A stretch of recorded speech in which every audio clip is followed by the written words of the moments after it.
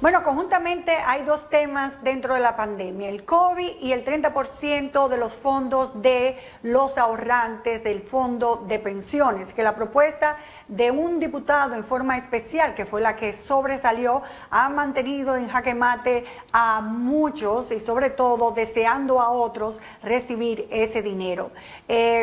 Al principio uno pensaba de que esto ciertamente no iba a pasar de ahí, pero sorpresivamente a raíz de una negociación pasó la primera lectura de la Cámara de Diputados. Hay muchas voces en contra de que se le dé al trabajador por adelantado su 30%, porque dicen que realmente la crisis debe ser sostenida por el Estado, no por los ahorros de cada uno de nosotros. Por eso tocamos la puerta del diputado Botello sobre por qué esta iniciativa. Y a veces uno piensa que es una iniciativa consensuada, pensada, analizada, un sueño que se tuvo o una imitación de otro país, pero él es muy sincero y dijo que era que estaba haciendo una película y que a alguien se le ocurrió decirle, ¿por qué no haces un anteproyecto sobre eso y así le damos fortaleza a tu idea? Oigamos sus palabras en esta entrevista que le hemos hecho desde La Romana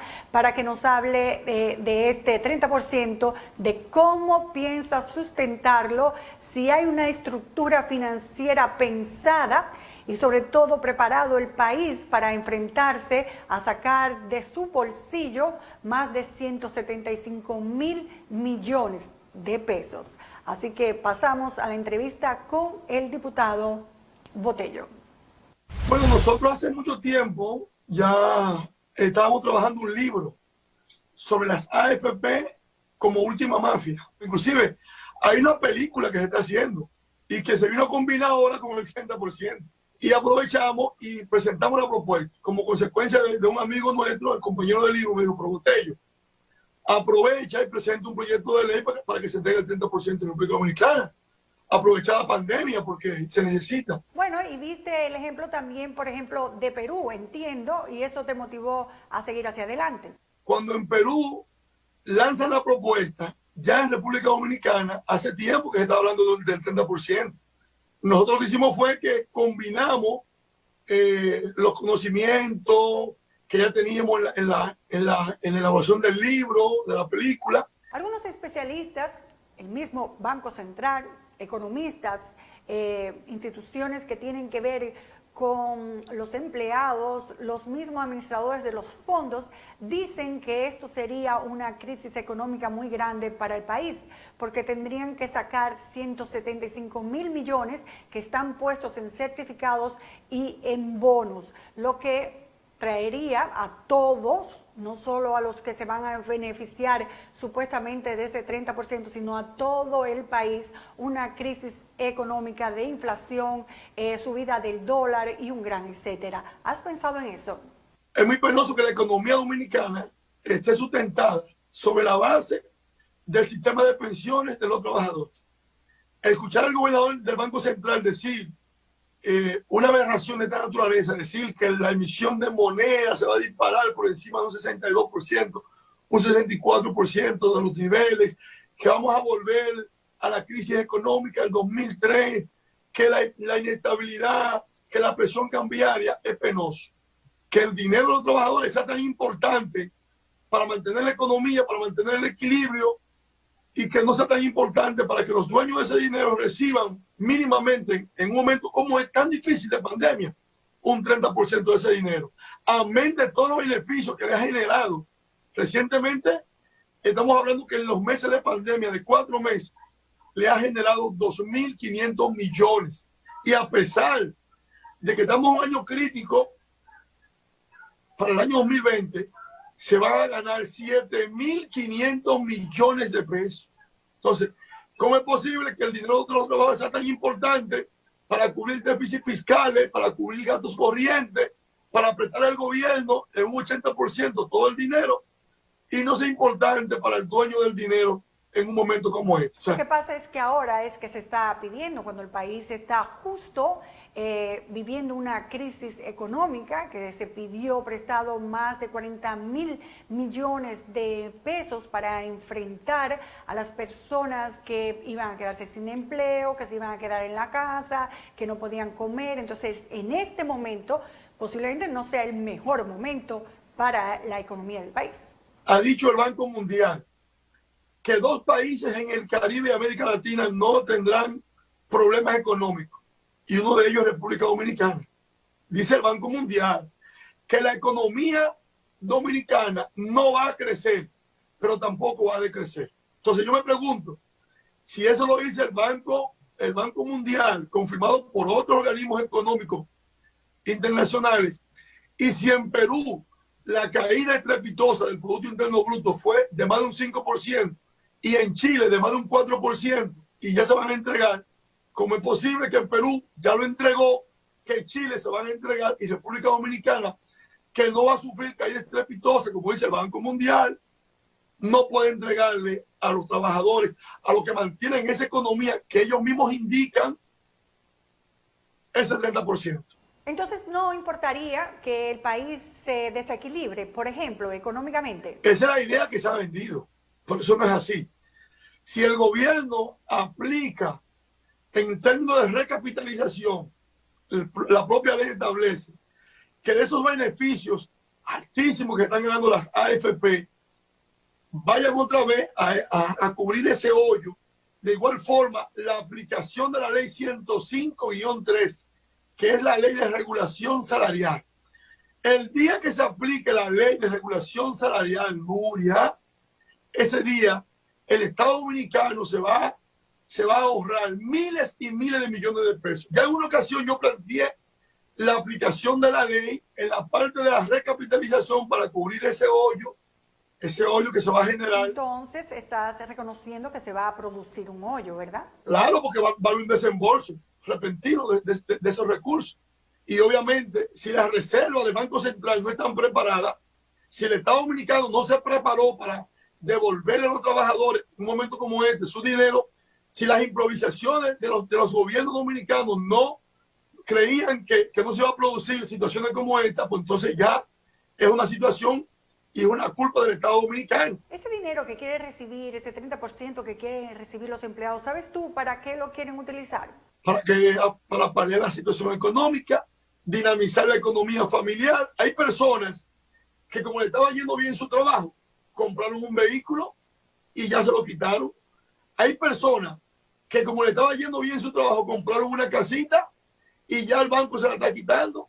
Hay personas que, como le estaba yendo bien su tarjeta de crédito, la estaban consumiendo y ahora mismo están hasta el cuello. Muchos entienden que no es justo que esta pandemia sea subsanada por los ahorros que he tenido yo a través de mis cotizaciones. Que de repente coger ese ahorro para pagar un carro, como acabas de decir tú, o pagar una tarjeta de crédito, al mes siguiente me deja en la misma posición, porque es una situación de responsabilidad personal.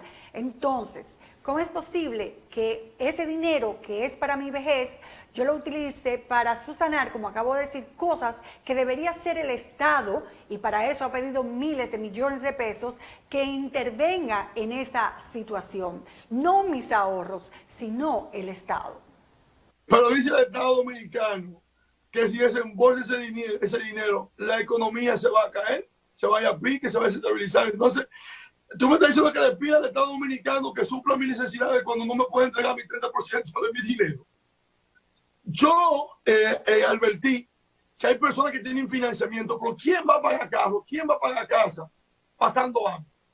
Lo primero que la gente va a hacer es alimentarse, alimentar a su familia. Yo creo que posiblemente esta propuesta tuya ayude más al Estado en cierta medida, porque le está quitando el poder de tener que ser él el responsable de cada una de las situaciones que puedan producirse por la pandemia, como desempleo, falta de comida y de oportunidades. Y si ahora quieres tú que seamos nosotros con nuestros ahorros que cubramos eso, entonces le estás quitando un peso de encima al Estado. Bueno, lo primero es que ciertamente yo estoy tratando de ayudar al Estado a resolver un problema que el Estado tenía que resolver y que no ha resuelto, y que peor aún, se niega el mismo Estado a que las personas reciban el retiro de su propio dinero. Pero sí es bueno cuando las AFP como agentes intermediarios con un ordenador reciben tu dinero, se lo pasan al gobierno y tú tienes que pagarle al gobierno para que le pague a las AFP con tus impuestos. El dinero tuyo, tu dinero, el que le prestaron al Estado, entonces tú tienes que pagárselo a las AFP a través del Estado. O sea, esto es un círculo vicioso, esto es una mafia, esto es un robo, esto es un atraco desde todos los puntos de vista. Y tú tienes razón y muchas personas. Estamos luchando por el 30%, por el 30% de mi dinero, para resolver los problemas con mi dinero. O sea, ciertamente es así, pero no tenemos otra alternativa. O sea, no, yo recuerdo, escuché a Luis Abinader que dijo en una ocasión, cuando se le preguntó por el 30%, él dijo que habían otros mecanismos, que el Estado tenía otros medios para ayudar a los trabajadores que no fueran tocando el 30%. Yo no quisiera ver que el Senado de la República mañana jueves o antes de que concluya la legislatura el domingo no haya aprobado este proyecto, porque yo voy a ver a Luis Abinader cómo él va a resolver el problema. Si el Estado Dominicano tiene las condiciones para resolver los problemas sin tener que tocar los fondos de pensiones. Pero dice el gobernador del Banco Central que si se tocan esos fondos, la economía se va al piso, que volvemos al 2003. Entonces yo no entiendo realmente cuáles son los términos de lo que estudiaron la economía, porque yo soy abogado y profesor. No entiendo cuáles son los términos, lo que dice Luis, hay otro lugar para buscar el dinero, si es lo que dice el gobernador del Banco Central, que si se saca ese dinero, ese desembolso, que la economía va a caer al suelo.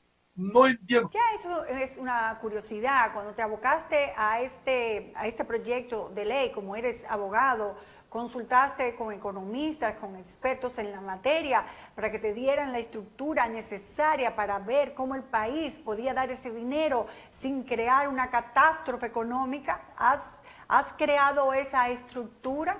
Yo tuve al mejor asesor para ese proyecto, el ingeniero Quique Antún, quien sufrió la consecuencia, el desplome, el desbarajuste, el descuartizamiento de la institución que él dirigía, que conforme a la ley 87-01 debía percibir el 20% de los beneficios de esos recursos para la aplicación de obras de infraestructura para esos mismos trabajadores. Y un grupo, un sector muy poderoso, político y empresarial, se juntaron para destruir el Banco Nacional de la Vivienda, que era uno de los beneficiarios de esa ley para construir vivienda. Entonces, Quique Antún ha sido un gran asesor, Porfirio, Cornelio, Calzado, Máximo Calzado, un extraordinario catedrático de la UAS, Cornelio, Porfirio Núñez, economista probado. Entonces, lo que quiere decir es que bancos, asociaciones, sindicalistas, expertos en seguridad y en el seguro establecen de que no sería prudente para el país, pero el consejo que te ha dado Quique ha sido de mayor valor que, por ejemplo, el consejo que pueda dar el gobernador del Banco Central. Lo que sucede es lo siguiente, que ahí el que no es socio es familia. El que no es familia recibe comisiones. ¿Cuánto recibe el gobernador del Banco Central por concepto de comisiones de esas AFP? ¿Cuánto recibe de la Superintendencia de Pensiones? ¿Cuánto recibe el hijo del presidente del PLD, Temito Clemontán, que es Alfonso Montán, el gerente de AFP Banreserva? Toda esa familia son parte del clan que se beneficia del sudor y el sacrificio de los trabajadores. Y yo te busco las 7 familias para que tú veas quiénes son los que se oponen y por qué se oponen. Todos los que se oponen de una u otra forma están recibiendo beneficios del dinero, del esfuerzo y del trabajo de esos trabajadores. Tú dices que ellos reciben una comisión a nivel personal. Todos. Podemos hacer una investigación y te voy a mostrar todo lo que reciben. Otros países han hecho lo mismo que pretende hacer República Dominicana, pero posiblemente, diputado, con una estructura muy diferente a la nuestra. Por ejemplo, Perú aprobó un 25%, Chile un 10%, está Finlandia, Francia, Estados Unidos, Australia y también Portugal. Pero son países con una calidad de vida diferente y sobre todo que tienen una cotización de hace años, no tan reciente como la nuestra. Si tú buscas el valor de la moneda en Perú, donde se entregaron un 25, te darás cuenta cuál es la diferencia entre el valor de $1 en Perú y República Dominicana. Si tú buscas en Chile están dando un 10%, pero me trae cuando un 10%. Son 4, 5, 6 millones de pesos con la devaluación de la moneda. $1 cuesta 840 pesos. O sea, te están dando un 10, pero ese 10% representa 5, 6, 7, 8, 9, 10 millones de pesos chilenos. Estás estableciendo que cuando yo reciba ese 30% y me retire, ese 30% que ya yo recibí reduce mi pensión, posiblemente en ese 30%. ¿Estás diciendo que no, que eso no va a suceder? No, ya estará recapitalizado. Porque nosotros vamos a trabajar para recapitalizar. Para que ese desembolso, con las ganancias, con los beneficios que son altísimos de Solvitante que tienen las AFP, haya estado resuelto, haya estado completado de igual forma con la aplicación de la ley 105-3. El gasto de Solvitante en gasto corriente, en nómina, va a estar totalmente regulado y todos esos beneficios que vamos a percibir producto de la regulación salarial se lo van a aplicar al 30%.